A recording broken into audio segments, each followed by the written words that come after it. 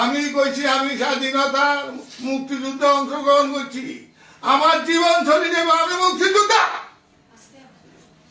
আমার তো জুতার মালা দেয় গলায়, মুক্তিযুদ্ধের আদর্শের জুতার মালা দিছে। সারা বাংলাদেশের মুক্তিযোদ্ধাদের গায়ে এই গলায় জুতার মালা দিয়েছে। আমি কোন দেশে আছি?